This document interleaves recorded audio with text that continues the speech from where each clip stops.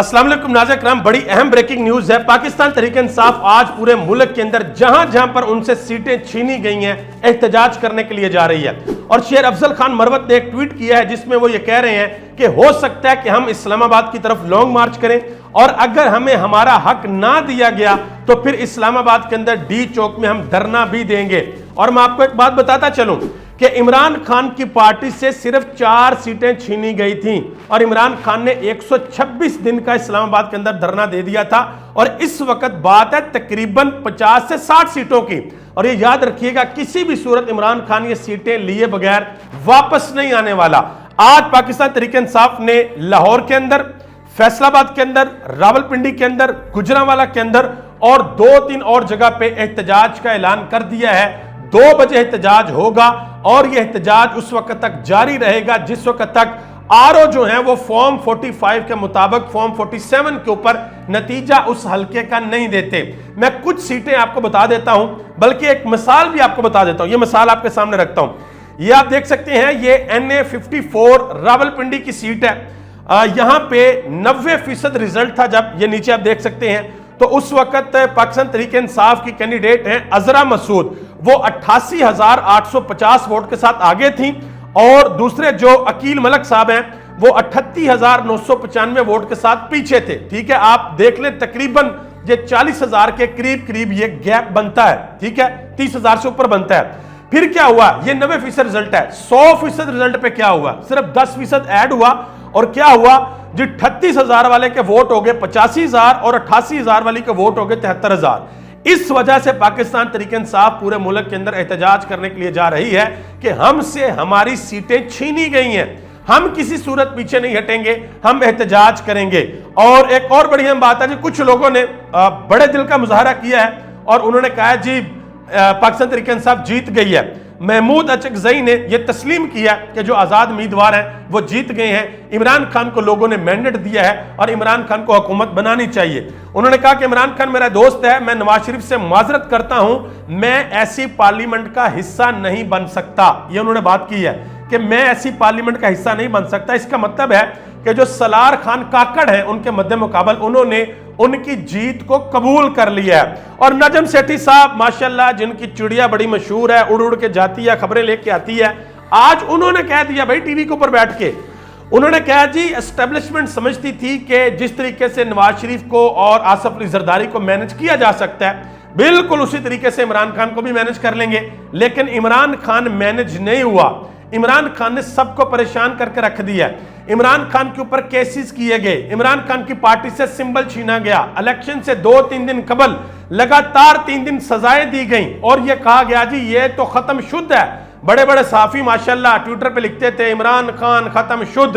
मरियम नवाज साहबा कहा करती थी इमरान खान खत्म शुद्ध, Imran Khan done and dusted. फिर देख लिया कि कौम ने किसको डन एंड डस्टेड किया है।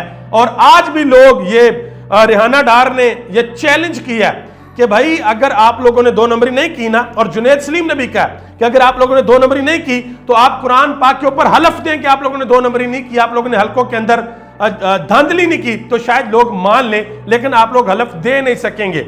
और नजम सेठी ने यह भी कहा, उन्होंने कहा जी मैं जब वोट डालने के लिए गया हूं तो तकरीबन 2-2 किलोमीटर, ये डिफेंस के हलकों में 2-2 किलोमीटर लंबी लाइनें लगी हुई थी गाड़ियों की, जो लोग इमरान खान को वोट डालने के लिए आए हुए थे। तो इतनी बड़ी तादाद में वोट पड़ा है। ये साद रफीक वाले हल्के की बात कर रहे हैं गालिबन, ये जनाब मोहतरम नजम सेठी साहब। आगे आ जाए जी, मुजीबुर रहमान शामी साहब ने एक बड़ी जबरदस्त किस्म की बात सुनाई है टीवी के ऊपर बैठ के।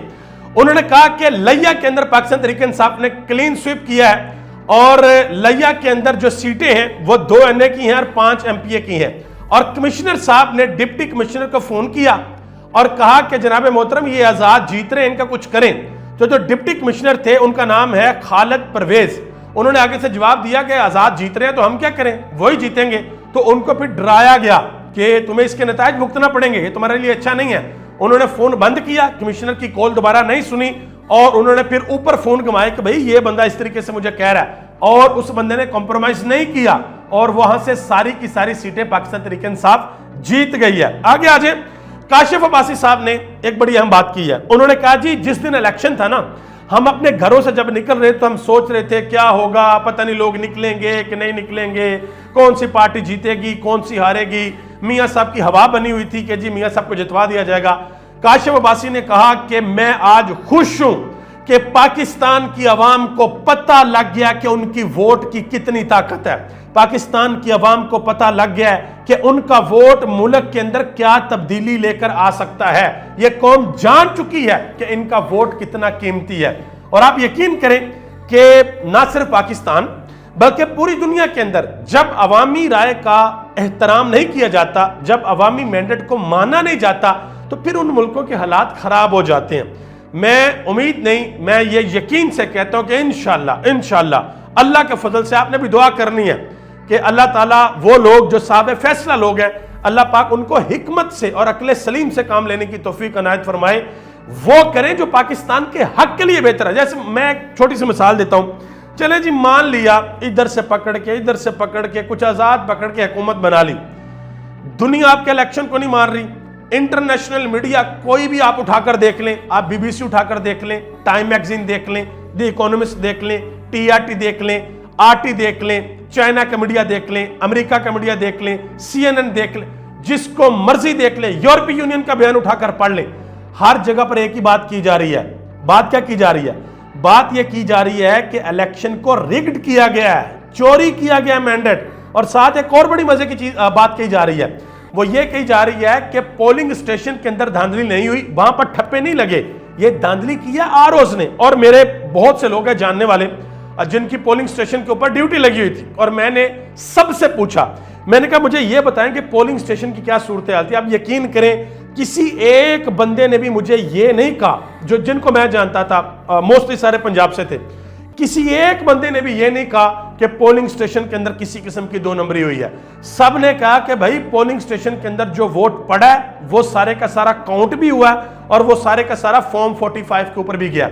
अब एक हल्के के अंदर तकरीबन एवरेज 200 से 300 पोलिंग स्टेशन होता है, एक हल्के के 200 से 300 फॉर्म 45 बनते हैं।